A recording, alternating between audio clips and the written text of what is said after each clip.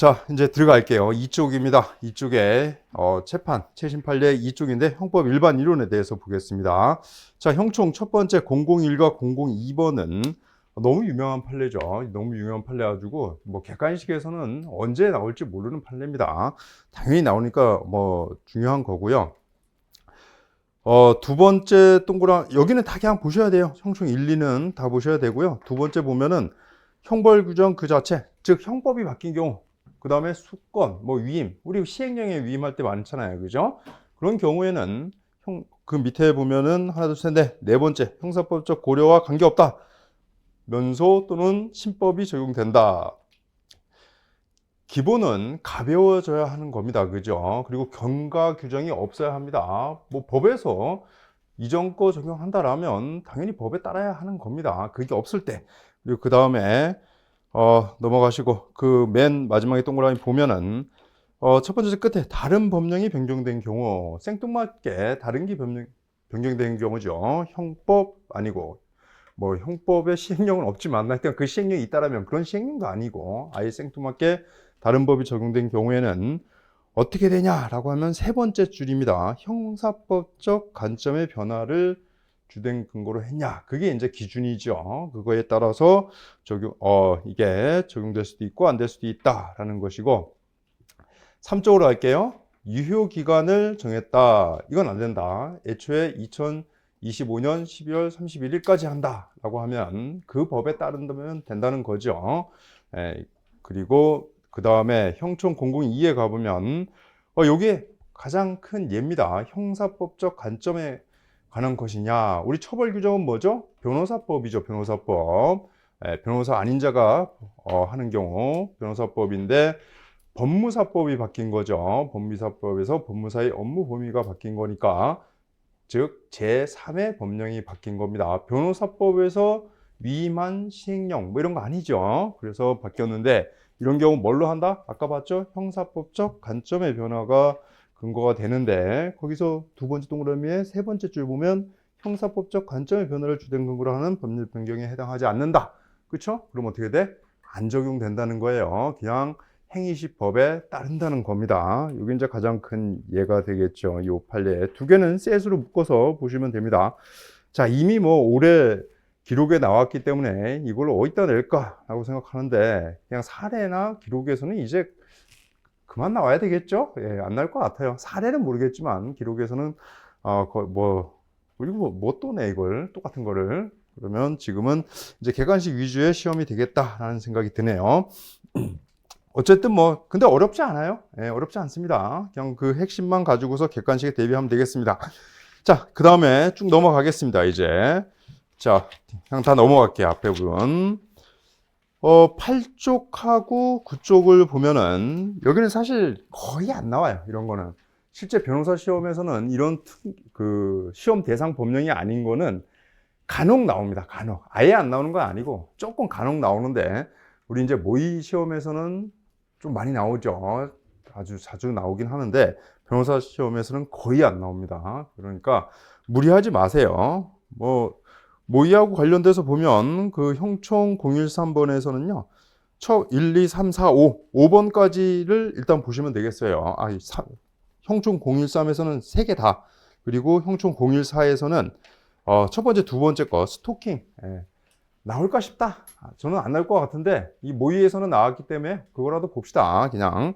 그리고 나머지는 시간이 될 때 여러분들이 그냥 보시기 바랍니다.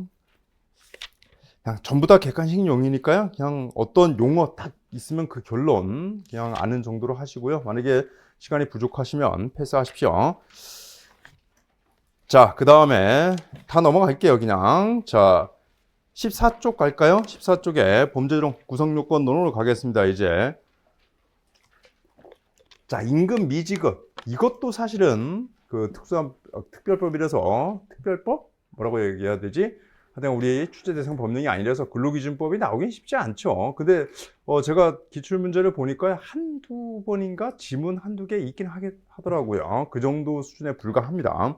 근데 구별을 하시면 됩니다. 첫 번째 동그라미는 뭐냐면 임금 등 지급 의무의 존부와 범위에 관하여 다툴 만한 근거가 있다. 이 사람은 무슨 생각을 했냐면 내가 임금 지급 의무가 없다라고 생각한 겁니다. 왜냐면 다툴 만한 사항이 있었기 때문에 '내가 임금 지급 의무가 없는데 왜 줘야 되지?' 라고 얘는 생각하는 거죠. 근데 만연히 '나는 줄 필요가 없어.' 이렇게 생각하면 안 되겠죠. 당연히 사업자는 그렇게 생각할 수 있겠죠. 그런데 그렇다고 해서 그냥 무조건 고의가 없다고 할 수는 없습니다. 얘가 진짜 보니까 '와 이거 애매한데?' 뭐 이런 경우 있잖아요. '이 정도면은 다퉈 볼 만하겠다.'라고 했을 때는, 그런데 나중에 재판을 딱 해 보니까 어떻게 됐어? 지급 의무가 있게 된 거예요. 그럼 어떻게 돼? 임금 미지급의 객관적 구속 요건이 있는 겁니다. 안 줬으니까. 근데 얘는 다툴 근거가 있었고, 그런 상황에서 나는 안 줘도 된다라고 생각했기 때문에 뭐가 없어? 임금은 지급하지 않았지만 임금 지급의 미지급이라는 그 행위를 한다는 고의가 없었다라고 해서 여기선 세 번째 줄 고의가 있었다고 보기 어렵다라고 하는 거고요. 밑에 비교 판례를 한번 보면 기업이 불황이라는 두 번째 줄 중간에 보면 모든 성의와 노력을 다했어도 임금의 체불이나 미불을 방지할 수 없었다. 그런 것이 인정된다. 이런 게 어떤 경우겠어요? 코로나가 터졌습니다. 그래서 거래하는 기업이 도산을 냈습니다. 근데 그렇게 됐는데 나는 내가 잘못한 것도 없는데 내가 미수금이 쌓여서 나도 도산을 하게 되는 겁니다. 이런 경우에 임금은 어쨌든 얘는 지급하지 않았고 또 임금을 지급할 수 없다는 고의돼 있는 겁니다. 구성요건에 고의가 다 있죠, 구성요건은. 근데 이런 경우에 뭐가 된다? 밑에 보면 책임 조각 사유가 된다. 이런 경우 기대 가능성이 없다라고 보는 겁니다. 두 개를 구별하시면 되고요. 자, 나머지는 넘어가겠습니다. 자, 넘어가고 자, 18쪽으로 할게요. 자, 이제 본격적으로 이제 형총 구성요건 부분에 대한 것 판례들이 나오네요. 첫 번째, 우리가 의료 분업의 경우에는 같은 급, 동급이면은 누가 자기는 자기 거 하면 됩니다. 예를 들어서 내과, 신경과 뭐 이런 판례가 있죠. 내과, 신경과 이런 경우에는 수평적 분업이니까 각자 자기는 자기 거를 하면 됩니다. 근데 여기는 보면 전문의하고 전공의는 뭐죠? 전문의는 전문의 자격증 따는 사람이죠, 그죠? 전공의는 소위 말하는 레지던트죠. 그러면 여러분하고 비슷한 거야. 여러분은 전공의, 나는 전문의잖아, 그죠? 그럼 어떻게 돼? 이게 바로 수직적인 거죠, 수직적 분업의 경우에는 책임져야 되겠죠? 당연히 내가 강의 잘못했으면 책임져야지. 얘를 이상하게 들었다. 별로 안 좋은데 어쨌든 책임져야죠, 그죠? 그래서 책임져야 되는 겁니다. 근데 이제 그렇다고 해서 내가 책을 대신 읽어줄 수는 없잖아. 그렇죠? 여러분이 읽어야지. 시험 보는 사람이 읽어야지. 내가 책을 대신 읽어줄 수는 없잖아. 이런 경우입니다. 이런 경우 거기 세 번째 줄 보면 다른 의사에게 전적으로 위임된 것이 아닌 한, 이게 바로 전적으로 위임됐다.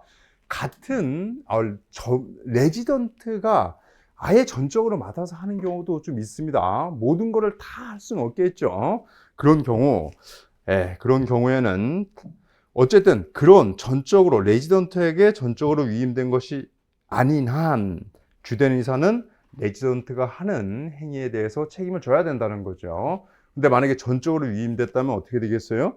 판례 문구가 이거라면 전적으로 위임되면 당연히 책임 안 지겠죠. 그래서 그 다음 때 보면 전적으로 위임된 것으로 볼 수 있는지는 분당 가능하고 또 위임이 있었다. 그럴 때는 맨 끝에 위임한 의사는 위임받은 의사의 과실로 환자에게 발생한 결과에 대해서 책임이 있다고 할 수 없다. 예, 너무 당연한 말인 것 같습니다. 그리고 그 다음에 설명은 누가 해야 되냐? 원칙적으로 주된 의사에 있는 사람이다. 소위 말하는 대학병원을 가면 이제 수술을 받기 전에 설명을 하죠. 이거에서 뭐 위험하고 뭐 이렇게 될 수 있습니다라고 하죠. 그럴 때 누가 해야 돼? 교수님이 해야 된다는 얘기예요, 교수님이. 그러나 특별한 사정이 없는 한 다른 의사를 통한 설명으로도 충분하다. 즉 레지던트가 와서 해도 된다. 실제로도 레지던트들이 하죠. 보통은 교수님이 안 하고 수술 바로 직전에 이제 한참 뭐 서명하고 막 이래요. 뭐 보호자 와서 서명하고 뭐 이랬을 때, 그럴 때 이제 레지던트가 해도 괜찮다, 설명은. 자, 그리고 19쪽을 가면요. 자, 19쪽에 업무상 과실, 뭐 치사상죄라고 하면 전형적인 과실범입니다. 그죠?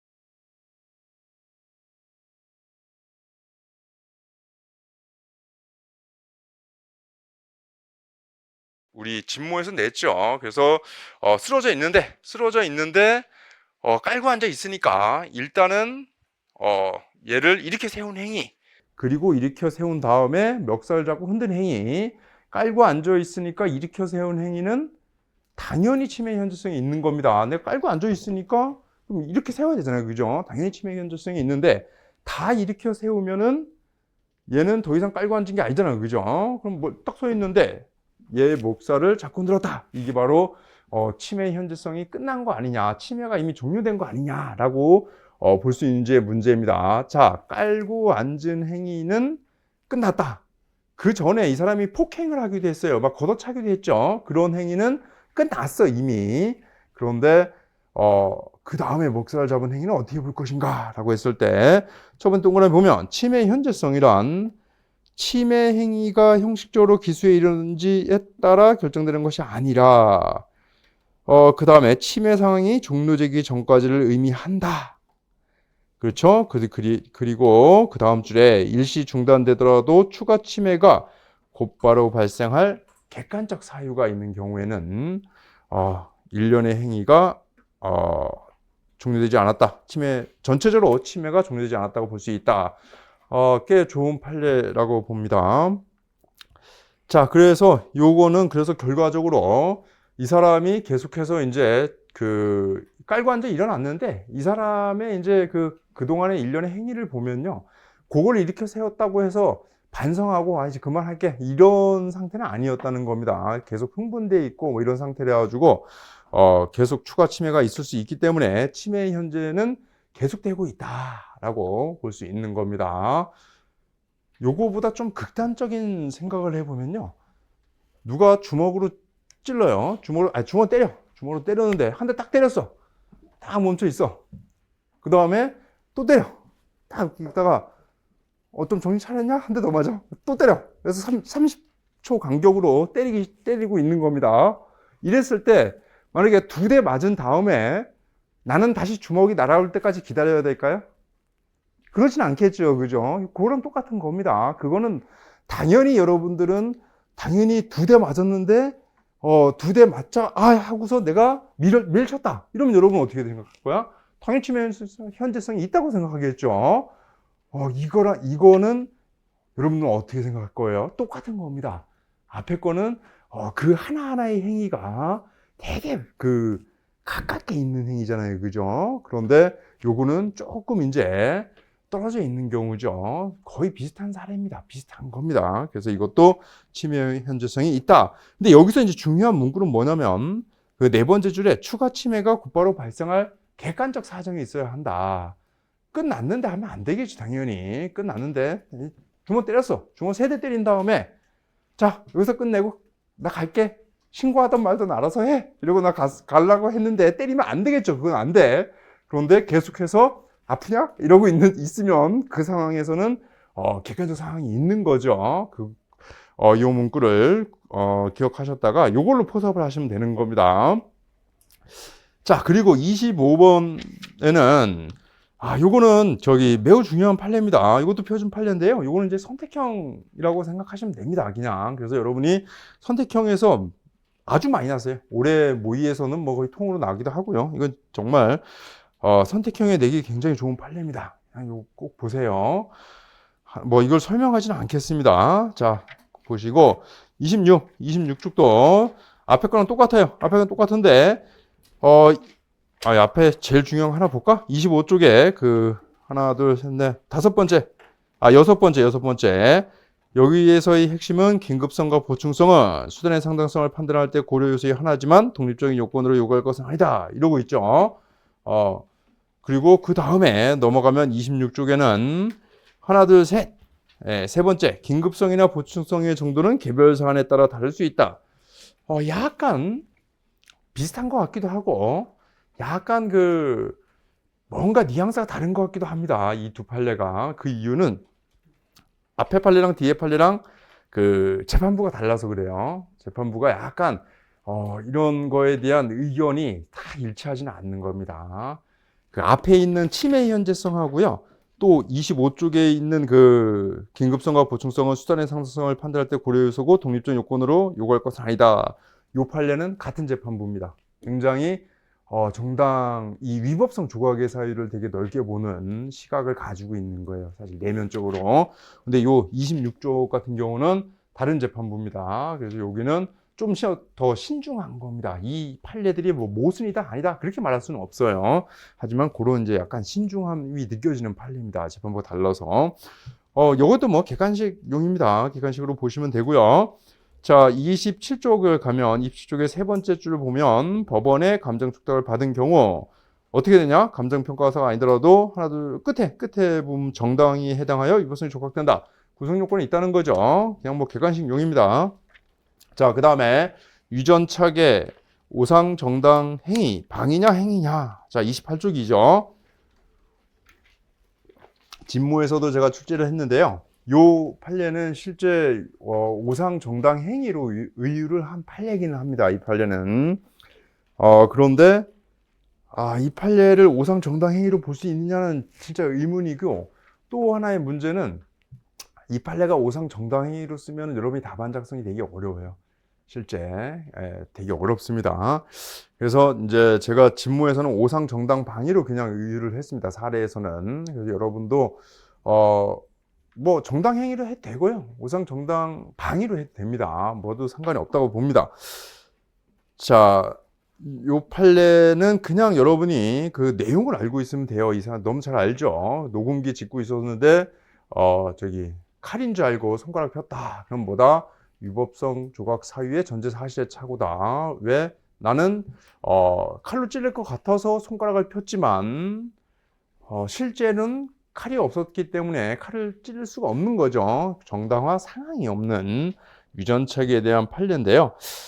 그리고 정당한 이유가 없으면 위법성이 조각된다. 그러기에 이제 판례의 태도라고 우리가 보통 교과서적으로는 얘기하죠. 그래서 그렇게 그냥 결론을 내시면 됩니다. 실제 그 판례에 대해서는요, 16조를 적용했다는 그 견해도 되게 많아요. 그 판례 해석에 대한 견해는 그 어떻게 어느 한쪽으로 볼 수는 없습니다. 근데 여러분 수업에서는 그냥 정당한 이유가 있으면 위법성이 조각된다. 이 결론을 그냥 가시면 됩니다. 더 깊이 있게 들어가지 마시고요. 사안 보시면 됩니다. 자, 29쪽에 법률의 착오. 자, 뭐 유일하게 사례에서 법률 착오에서 나올 수 있는 거죠. 너무 유명한 판례기도 하고요. 여러분 사안 포섭을 잘 하시면 되겠습니다. 자, 넘어갈게요. 쭉 넘어가서 어디로 가냐면 30쪽으로 갈게요. 쭉이 아니네. 30쪽 미술론으로 갑니다. 미술론을 보면은 중간관제의 불능미수. 너무 유명한 거죠. 옛날에도 판례가 있었고 이미 우리 기출도 있죠. 그런데 요번에 또 나온 거에 불과합니다. 여러분이 알고 있어야 되죠. 기출도 이미 있으니까 그냥 여러분들이 이거 나오면 요게 불능미수다라는 것만 논점만 알면 됩니다. 그럼 뭐다? 불능미수는 그냥 법조문 쓰고 그냥 그거 포섭하고 하시면 됩니다. 자, 넘어가겠습니다. 자, 33쪽으로 갈게요. 33쪽. 너무 유명한 판례죠. 공동폭행. 사진 찍고 옆에서 쳐보고 있었다. 그냥 보고만 있었다. 요거는 모의에서 보니까요. 사례로는 안 나고 그 모의에서 보니까 종합 문제로 2번이나 나왔대요. 올해 8모에도 나왔고 10모에도 나왔죠. 종합 문제로. 그리고 요거는 내가 지금 정확하게 기억이 안 나는데 이게 법무사 시험인지 그 소위 행정고시인가 거기인지 모르겠는데 하여튼간 사례로도 한번 나오긴 했습니다. 요 문제는 요 판례는 뭐 무조건 알고 있어야 되는 판례다. 어디서 튈지 모른다. 결론을 알고 있어야 되고요. 첫 번째 동그라미 보면은 두 번째 줄에 수인 사이에 공범관계가 존재하고 우리가 보통 이제 공동정범이 돼야 된다고 얘기를 합니다. 보통은. 그리고 그 다음에 이제 공동에도 해당해야 되는데, 두 번째 동그라미, 공모 사실이 인정되더라도, 이건 뭐예요? 공동정범은 가능할 수 있다는 거죠. 그런데, 공동하여 범행에 가담하였거나 범행 증거가 있다고 인정되지 않은 경우에는, 어떻게 된다? 우리 폭처법상 공동은 아니라는 겁니다. 공동정범은 변론을 하고, 밑에 보면은 어떻게 되냐면 이 판례의 결론을 알고 있으면 돼요. 그냥 결론은 공동가공 의사가 없다. 그래서 공모가 없다. 그럼 뭐가 안 돼? 일단 공동정범도 안 되죠. 그 다음에 공동도 아니다. 그럼 뭐가 돼? 갑이 있고 얘가 A를 폭행했는데 근데 여기 병이 있죠? 병이 있었는데 만약에 얘네가 공동이면 공모 플러스 공동이다. 그럼 어떻게 돼? 공동 폭행이 되는 거죠. 검사는 이렇게 기소했고 그런데 얘를 공모도 아니고 요렇게 얘네들 사이에는 공모도 아니고 공동도 아니다. 그럼 어떻게 돼? 얘는 공모도 아니고 공동도 아니면 얘는 폭행의 정범이 될 수 없으니까 그렇죠. 그러면 얘만 남은 거죠. 그럼 얘는 무슨 죄가 돼야 돼? 이렇게 했을 때 혼자 때렸으니까 그냥 폭행죄죠. 폭행죄인데 그러면 요 을과 병은 뭐 각자 따져야 되는 겁니다. 각자 따지는데 을과 병이 만약에 공모는 했다. 그럼 어떻게 돼? if 얘네가 공모했다라고 해서 기능적 행위 지배가 인정된다. 이러면 어떻게 돼? 얘네들은 폭행죄의 공동정범이 되는 거죠. 공동정범. 그렇죠? 이렇게 되는 겁니다. 근데 만약에 요 판례는 결론은 얘네가 공모도 안 했다라고 하니까 얘는 뭐가 돼? 을과 병은 공모를 안 했으니까 폭행죄의 공동정범도 안 되죠. 안 되고 당연히 공동도 아니니까 그것도 안 됩니다. 그럼 나오는 건 뭐가 돼? 폭행의 교사범과 방조범 정범이 아니 되니까 이 둘 중에 하나가 돼야 되죠. 그래서 이 둘 중에 하나로 보시면 되고요. 여기 한 판례는 방조범으로 갔을 겁니다. 요 방조범. 이거는 이제 여러분이 케이스에 나오면요. 범행의 결의를 야기했냐, 그리고 결의를 강화했냐. 요거에 따라서 여러분이 구별하셔야 돼요. 그냥 사안에서. 뭐 판례나 방조범으로 제가 알고 있는데, 이거 둘 중에 뭐냐? 일단 갑이 먼저 때릴 생각이 있었어. 내가 싸워야 되는데 얘네가 이런 문자를 보내고 그럼 내가 촬영해 줄게. 이런 뭐야? 당연히 강하죠. 그죠? 근데 내가 왜 때려야 되지? 라고 하고 있는데 네가 막 꼭 때려 마 해가지고 결의를 시켰다. 그러면 여러분들은 교사범으로 가야 되겠죠. 폭행죄. 이거는 이제 요 두 개가 뭐냐에 따라서 사안은 얼마든지 다를 수 있는 겁니다. 그리고 여러분들 제가 이제 케이스에서 내보니까 그게 있더라고요. 을이 먼저 하고 병은 그 다음에 또 얘기하면 을로 인하여 이미 야기가 됐으니까 병은 방조범이다. 을은 교사범, 병은 방조범이다. 이런 식으로 답안을 작성하는 경우가 굉장히 많았는데요.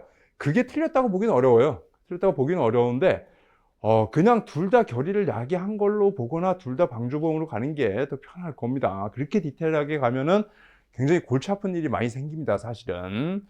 그래서 그냥 같이 가는 게 보통은 맞습니다. 근데 완전히 그 시간적으로 간격이 좀 있다거나 뭐 이런 경우에는 당연히 구별해야 되겠죠. 그런 식으로 보시면 되겠습니다. 갑이 있고 을이 있는데 만약에 갑이 있고 여기 병이라고 했습니다.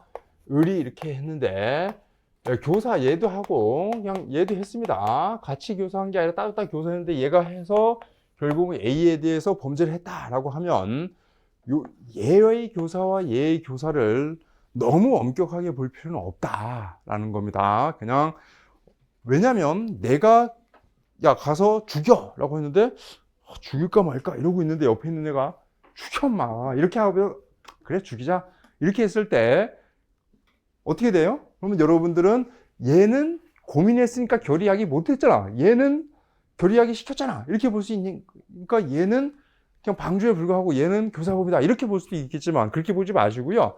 이 둘 다가 그냥 결의를 야기한 겁니다. 우리가 그런 게 있죠. 교사범은 딱 교사 행위 자체만 단독으로 있을 필요가 없는 겁니다. 그죠? 다양한 조건이 들어가 있을 수 있는 겁니다. 그냥 둘 다 교사라고 보시면 되겠습니다.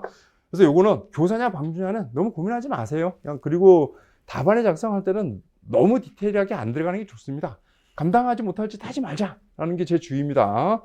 자, 그 다음에 요거는 무조건 그 결론을 알고 있어야 돼요. 자, 방조범의 인과관계 3, 4쪽 가면은 자, 방주범의 인과관계 보겠습니다. 다른 내용을 뭐 다 볼 수는 없고요. 저기 네 번째, 방주범의 인과관계에 대해서 판례를 답안에 작성할 때는요, 인과관계를 요한다 쓰시고, 그 다음에 끝에 부분 정범의 범죄 실현과 밀접 관련이 있어야 한다라는 거죠. 그래서 뭐 문구가 되게 어려워요. 그래서 여기 보면은 범죄 결과에 발생시킬 기회를 높이는 등 정범의 범죄 실현에 현실적 기여를 하여야 한다. 이 정도로 쓰시면 되겠습니다. 그래서 일단은 인과관계를 요한다는 입장이다. 또한 결과 발생의 기회를 높이는 등 정범의 범죄 실현에 현실적 기여를 해야 된다고 한다라고 두 개를 다 써야 되는 겁니다. 판례는 이렇게 이제 쓰시면 되고요. 반반 형법할 때 이제 학술을 좀 더 보겠습니다. 방주범의 인과관계가 나오는 사례는 요게 이제 최근에 꽤 요 판례가 많이 나옵니다. 주로 이제 노동 관련 판례에서 많이 나오긴 하는데요. 그렇기 때문에 사례에서도 종종 등장하죠. 최근에 특히 예를 들어서 권총을 빌려줬는데 칼로 죽였다. 뭐 이런 것들입니다. 독약을 줬는데 칼로 죽였다. 뭐 이런 거죠. 또 얼마 전에인가 작년인 것 같다. 작년 모의 보니까 문 따고 들어가라고 열쇠 줬는데 문 열려 있어서 그냥 들어갔다. 이런 경우 방조범의 인과관계가 인정되냐라고 했을 때 나는 사실 다 인정될 것 같아요. 나 개인적으로는 다 인정될 것 같은데 우리 여러분 사례 답안을 주로 이제 쓰시는 교수님들 답안을 보면 대부분 인정 안 된다고 하시더라고. 그래서 여러분들이 어떻게 가도 상관이 없을 것 같아요. 그냥 뭐 무난하게 가겠다 그러면 보통 인정 안 된다고 가세요. 답안은 보통 그렇게 쓰되. 자, 넘어가겠습니다. 그 다음에 어디로 가냐면 39쪽. 네, 39쪽 가죠. 39쪽 이 판례는 되게 그 좋은 판례입니다. 여러분 객관식에서 좀 많이 나죠. 올해 이게 어디 났냐면 변시에도 났고 모의에서도 좀 납니다. 그래서 요번에 신모에서도 났더라고. 똑같이. 요거는 제가 간단히 설명하면, 자, 우리 대항범에 있어서 총칙 규정이 적용되지 않는다는 말은 그렇게 정확한 말은 아닙니다. 필요적 공범이 대항범이죠. 뭐가 중요한 거니까? 중요한 거냐면 대항범이 중요한 건 아닙니다. 사실은 필요적 공범이 중요한 겁니다. 필요적 공범에 대해서는 총칙 규정이 적용되지 않는다. 우리 소위 말하는 뭐 소유죄 같은 거 필요적 공범이죠. 집합범 뭐 이렇게 얘기하잖아요. 이런 것도 총칙 규정이 적용 안 됩니다. 이거는 어떻게 공동폭행. 요거는 공동폭행은 혼자서 하면 공동폭행이 안 되죠. 그러니까 이것도 필요적 공범인 겁니다. 사실은 합동범도 마찬가지 2인 이상. 얘네들이 대항범인가? 아니잖아요. 그죠? 이런 경우에도 총칙 규정은 적용 안 돼요. 그래서 여러분이 우리가 둘이 같이 했다고 하더라도 여러분들 뭐라고 답안을 쓰냐면 폭처법 위반 뭐 공동폭행에 죄가 성립한다 이렇게 되죠. 그죠? 여기다 대고서 폭처법 위반 공동폭행에 공동정범이 성립한다 이렇게 안 하죠. 그죠? 왜냐하면 공동정범은 총칙 규정이기 때문입니다. 우리 공동이나 합동은 총칙 규정이 적용 안 돼요. 그죠? 근데 외부 가담자의 경우에는 적용이 되죠. 외부 가담자의 경우에는. 자, 똑같이 여기도 마찬가지예요. 대항범이 중요한 게 아니라 필요적 공범이라는 게 중요한 겁니다. 우리 총칙 규정은 임의적 공범에 대해서 적용되는 규정입니다. 자, 갑이 있는데 얘가 을한테 대마를 매도했습니다. 대마. 매매를 했죠? 매매를 했는데 얘가 A의 계좌로 이제 돈을 받게 된 겁니다. 이렇게 돈을 받았어요. 자, 얘와 대마를 매도한 애와 얘는 대마 매수입니다. 매수인. 얘는 당연히 그 마약 관련 법에 둘 다 처벌 규정이 있겠죠. 얘가 바로 필요적 공범인 대항범입니다. 필요적 공범. 매매잖아요. 그죠? 둘 다 있어야 돼. 이건 당연히 둘 다 처벌 규정이 있어요. 얘는 어떻게 되냐면 요 행위 마약 관련 법에서는 총칙 규정이 적용되지 않죠. 이건 당연합니다. 근데 요거 이제 범죄 수익 은닉에 관한 범죄의 경우에는 뭐냐면은 얘가 얘가 이용하는 차명 계좌인 A 계좌로 넣어줘서 이 마약 관련 범죄 수익을 은닉했다 이렇게 얘기를 하는 겁니다. 이런 경우에도 얘는 받았고 얘는 송금했으니까 줬으니까 대항관계이기는 합니다. 이것도 사실은 대항관계이긴 합니다. 그런데 필요적 공범이냐 라고 했을 때 필요적 공범은 아닌 거죠. 이거는 왜냐하면 돈을 얘가 그냥 이렇게 준 다음에 지 혼자 A의 계좌, B의 계좌로 이렇게 돈 빼서 자금 세탁을 할 수도 있는 거죠. 그죠? A는, 이 갑은, 그러니까 갑은 이 은닉하는 행위는 지 혼자 해도 되는 겁니다. 그냥 현금 받은 다음에, 뭐 땅에 묻어? 마늘밭에 묻던지 아니면 차명 계좌, 내가 가지고 있는 대포 계좌에 넣어놓던지 자기 혼자 할 수도 있어요. 그런데 이 사건에서는 어떻게 했냐면 을이 그냥 직접 송금했을 뿐입니다. 그러니까 이 불법 수익을 숨기는 행위는 혼자 할 수도 있고 이런 방법으로 타인을 끌어들여서 할 수도 있는 거예요. 이게 바로 뭐냐면 대항관계에서 범죄가 이루어졌지만 필요적인 건 아닌 겁니다. 전형적인 예가 이중매매입니다. 갑이 을한테 했는데 A한테 매도한 다음에 중도금 받았고 을한테 이중매매를 했다라고 했을 때 요 매매죠. 매매. 요 매매는 뭐냐면 요 매매가 바로 배임행위입니다. 그죠? 배임행위인데 이렇게 됐을 때 요 배임행위가 얘는 매도, 얘는 매수의 형태로 이루어지게 됩니다. 그런데 배임행위, A에 대한 배임행위라는 것은 혼자 해도 됩니다. 혼자 하는 거 어떤 경우 있겠어? 극단적인 거 생각해 놓으면 뭐가 있을까? 부시는 거? 부시는 거는 재산상 이익을 취득한 게 아닌 것 같은데 어떻게 자기 혼자 해도 되는 거예요. 이 배임행위라는 것은. 배임이라는 범죄가 그래, 그지? 배임행위는 자기 혼자 해도 돼. 배임 범죄는. 근데 이건 어떻게 했냐면 배임행위가 을과 매매 관계에 의해서 일어난 거야, 그죠? 필요적 공범인 대항범이다. 대항관계는 맞지만 필요적으로 이 배임죄가 대항관계가 있어야 되는 건 아닙니다. 그렇기 때문에 요건 필요적 공범이 대항범이 아니야. 그럼 뭐가 적용돼? 총칙 규정이 적용되는 겁니다. 총칙이 적용된다. 그래서 우리가 뭐라 그래? 을의 경우에는 교사나 공동정범은 가능하다래죠. 적극 가담하거나 하면. 그런데 방조범은 안 된다. 이건 이제 판례가 제한하는 법리고 교사나 공동정범이 가능하다라는 것은 뭐다? 이게 바로 총칙 규정이잖아. 그러면 이런 이중매매도 총칙 규정이 적용되는 겁니다. 그것은 필요적 공범이 아닌 대항범이기 때문이에요. 이것도 마찬가지 판례입니다. 그래서 여기 이제 판례를 보면은 대항범에 대하여 공범에 관한 형법 총칙 규정이 적용될 수 없다는 법리는 해당 규정의 구성요건 자체에서 2인 이상이 서로 대항된 행위의 존재를 필요로 하는 필요적 공범인 대항범을 전제로 한다. 왜냐하면 우리 총칙 규정은 임의적 공범에 적용되는 것이다. 대항이 중요한 게 아닙니다. 그 다음에 구성 요건상으로는 단독으로 실행할 수 있는 형식으로 되어 있는데 단지 구성 요건이 대항범의 형태로 실행되는 경우에도 대항범에 관한 법리가 적용된다고 볼 수 없다. 이게 전형적인 예가 바로 이중매매입니다. 이중매매. 배임은 단독으로 할 수 있지만 이중매매에서의 배임은 대항관계인 매매를 통해서 이루어지는 거죠.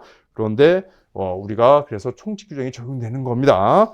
자, 요 밑에 가면 대마 매매 관련해서는 필요적 공범인 대항범이다. 그렇죠? 매도 매수인이니까 그럴 때는 총칙이 적용되지 않고 각자 처벌되는 겁니다. 갑과 을이 이런 경우에 갑과 을이 대마 마약법의 공동정범에 해당한다 이런 말이 안 되는 거죠. 필요적 공범이 대항범이니까 각자 처벌 규정이 있어요. 그 다음에 두 번째는 불법 2번 마약거래 방지법에서 불법 수익 등의 출처 또는 기속관계를 숨기거나 가장하는 행위는 어떻게 된다? 요 범행, 이 당의 범행은 대항관계에 이루어졌지만 이 처벌 규정은 꼭 대항관계에 있을 필요는 없는 겁니다. 왜냐하면 내가 돈 받은 다음에 숨겨도 처벌되죠. 혼자 해도 돼요. 이거는 필요적 공범인 대항범이 아니다. 그럼 얘 어떻게 돼? 그럼 얘는 정범이니까 마약거래 방지법 위반죄. 얘는 마약거래 방지법 방조범 이런 식으로 공동정범 또는 이런 식으로 적용될 수 있다는 거죠. 예, 그게 이제 그 마약이라서 그 내용이 중요한 것보다는 법리가 중요한 거고요. 너무 당연한 법리다 사실은. 요 내용도 요번 신문 보니까 이 마약하고 요 마약거래 방지법 내용 자체가 우리가 그 지문에 들어갔더라고. 그래서 좀 특이하다. 너무 좀 디테일하게 갔다라는 생각이 들긴 하는데요. 어쨌든 요 판례는 객관식에서 꽤 중요한 판례고, 그리고 내용으로 봐도 꽤 의미가 있는 판례입니다. 자, 다음 거 조금만 더 하겠습니다. 한번. 예, 42쪽 가겠습니다. 재심과 후단 경합범. 정말 A급 판례죠? 당연히 났습니다. 당연히 신문 보니까 나왔더라고요. 예, 되게 A급 판례입니다. 그래서 요거는,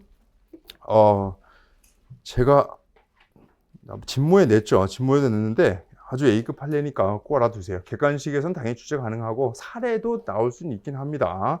물론 사례가 이 부분에 잘 안 나긴 하죠. 여러분 시험에서. 그래서 나온다면 매우 가능성이 높은 판례입니다. 쉽습니다. 하나도 안 어려워 이거는. 그냥 자, 두 가지 경우를 나누어서 보시면 됩니다. 이렇게 있는데, 자, 여기가 이제 재심 대상입니다. 여기다 하자. 재심 대상 판결이 있는 거죠. 재심 대상 판결. 그리고 이 뒤에 이제 재심 판결이 나온 겁니다. 여러분들이 어떤 그 재심 관련돼서 볼 때는 재심 대상 판결과 재심 판결을 구별하셔야 돼요. 재심 판결은 다시 한 거죠. 그죠? 재심 대상은 이전에 했었던 겁니다. 이전에 했던 건데 어디가 돼 있냐면 이렇게 되어 있는데 얘가 나중에 발각이 된 겁니다. 발각이 돼서 A 범죄와 B 범죄가 이제 발각이 돼서 이 A, B 범죄를 어디서 재판하냐? 재심이 끝난 다음에 확정된 다음에 A, B 범죄를 여기서 이제 재판을 하고 있는 겁니다. 재판을 이렇게 나중에 발견돼서 이랬을 때 어떻게 되냐라고 했을 때 얘는 당연히 금고 이상이어야 합니다. 우리가 후단 경합범은 금고 이상이어야 되죠. 당연히 금고 이상이어야 되는데 얘가 금고 이상이냐 금고 이하인가에 따라 금고 이상이냐 아니면 벌금형 무죄인가 따라서 다른 겁니다. 이거는 자 금고 얘가 첫 번째 금고 이상이다 라고 하면은 후단 경합범이 되면은 피고인한테 유리하죠. 유리하니까 재심 판결이 있고 이 재심 판결 금고 이상의 재심 판결 확정 전에 A, B를 범했으니까 A, B 모두 재심 판결과 후단 경합범의 관계에 있습니다 라고 하면 A, B 범죄 모두에 대해서 동시 심판할 때 양형을 고려해서 처리해야 되죠. 그러니까 피고인한테 유리합니다. 이런 경우에 후단 경합범은 피고인한테 유리하다라는 생각을 가지고 있으면 됩니다. 그럼 당연히 우리 변호인은 이 주장을 해야 합니다. 재심 판결로 금고 이상의 형이 또 확정됐잖아요. 그럼 재심 판결은 없어지는 거잖아요. 그럼 얘는 없다고 봐야 되죠. 그러면 A, B 둘 다 재심 판결 이전에 범한 죄니까 A, B 둘 다 이 재심 판결과 후단 경합범 관계에 있습니다. 그러니까 형을 감경해 주세요. 이런 식으로 주장을 해야 되겠죠, 변호사는. 그런데 그럴듯하고 좋은 논리입니다. 사실 좋은 논리죠. 되게 좋은 논리인데 문제는 뭐냐면 이 재심이라는 거는 기간에 제한이 없습니다. 한도 끝도 없어서 이렇게 돼버리면 재심을 늦게 하면 늦게 할수록 사실은 되게 유리해지는 겁니다. 다 해줘야 돼.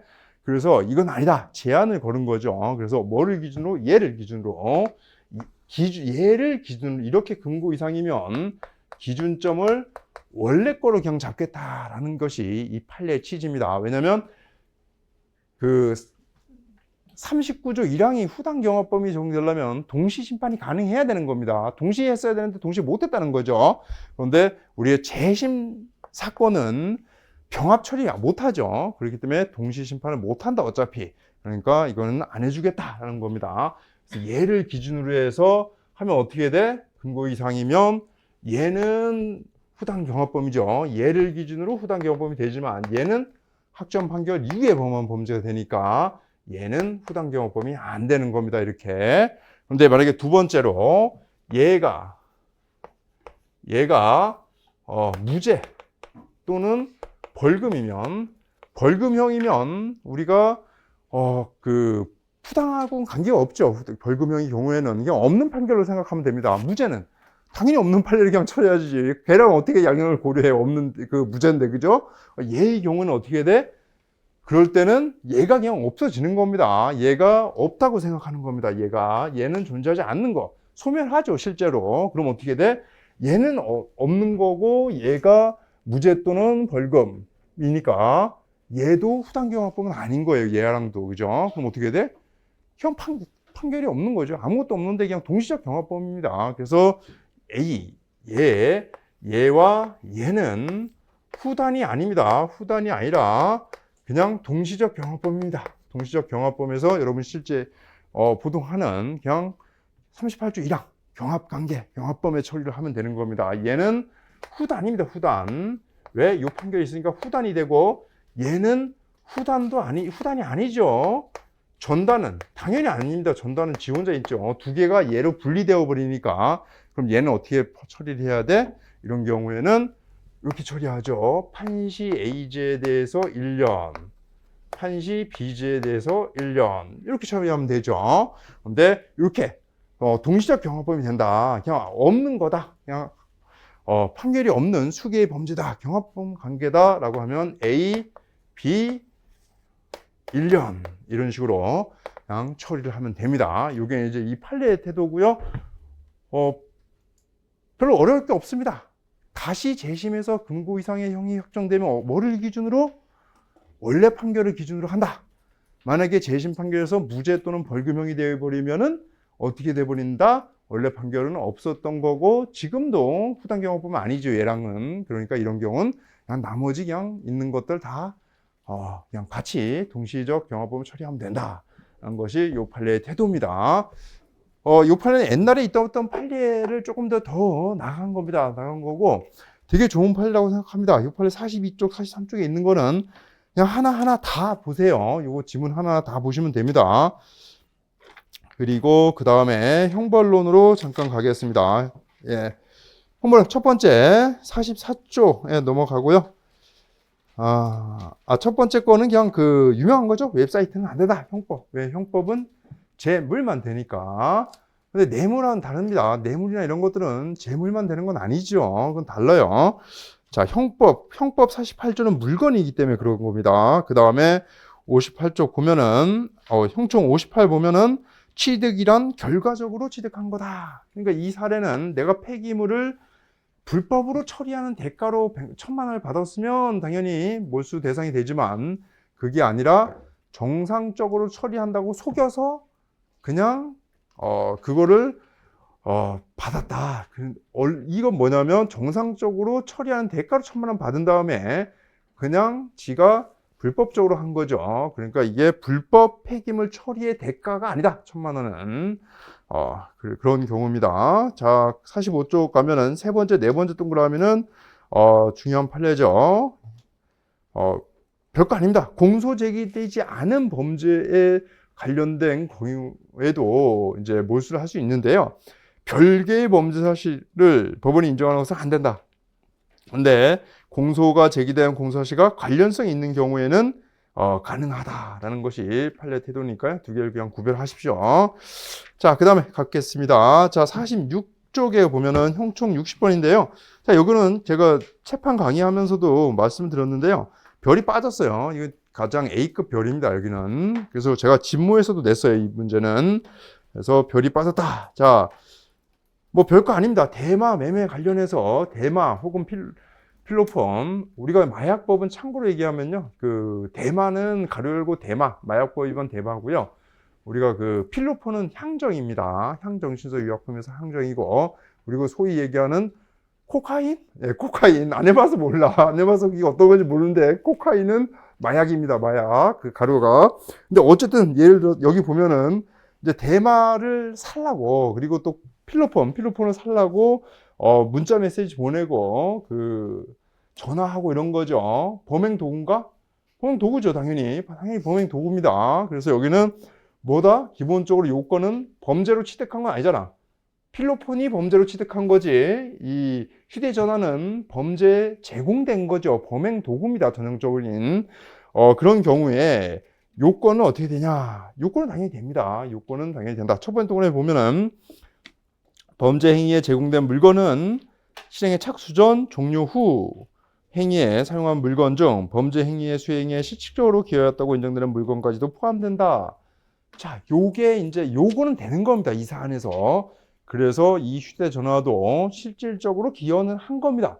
그러니까 몰수의 형식적 요건에 해당하는 거죠. 그러나 이렇게 실질적으로 기여를 했다고 다 몰수할 수 있는 것은 아니다. 밑에 보면 재량이긴 하지만 비례의 원칙에 따른 제한을 받는다. 이러면 답안했을 때도 몰수를 여러분이 조문 없이 답안을 쓸 수는 없을 것 같아요. 뭐 알아야 쓰지. 그러니까 그냥 조문을 써. 그냥 일단은 조문을 써서 이게 여러분 시험에서는 다 제공된 걸 거야. 왜냐하면은 범죄 행위로 취득된 거를 출제하는 거는 거의 없을 거거든요. 뭐 이 수준이 있겠지. 둘 중에 뭐 범행 수위 혹은 그 범행 도구 둘 중에 뭔가를 구별해서 법조문을 써. 법조문을 쓴 다음에 이 사건에서 휴대전화는 실질적으로 기여하기 때문에 몰수의 대상에 해당한다.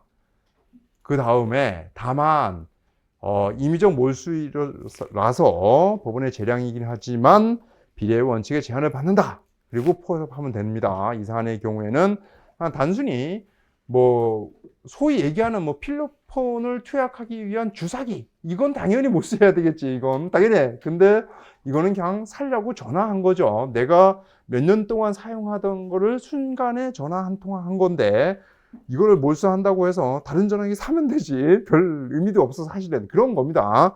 그래서 그 내용을 여러분들이 보시고 하면 되고요. 그리고 전자기록의 몰수 보면 전자기록은 저장 매체를 매개로 하는 물건이므로 이를 몰수할 수 있다. 이건 사실 조문이 있습니다. 사실은. 그래서 조문 한번 찾아보세요. 뭐 똑같은 조문이 있는 게 아니라요. 이 기록을 몰수할 수 있는 전자기록을 몰수하는 조문이 있습니다. 그 다음에 휴대전화는 범죄 행위에 제공된 물건이다. 그러면 어떻게 돼? 휴대전화 자체를 몰수할 수도 있고요. 그 안에 있는 동영상을 몰수할 수도 있는 겁니다. 뭐 이 사건에서는 뭐 동영상을 몰수할 건 없겠지만 소위 말하는 카찰자 같은 경우는 동영상을 몰수할 수도 있다. 그럼 휴대전화 안에 있는 동영상만 폐기하거나 그래도 된다는 거죠. 뭐 동영상이 물건이냐? 글쎄요. 물건은 아니지만 조문에 그걸 허용하는 취지의 조문이 있습니다. 그러니까 그게 직접적인 아니지만 그래서 이런 해석이 나오는 거예요. 자, 여기까지 하고 10분 쉬었다가 하겠습니다. 고생했습니다.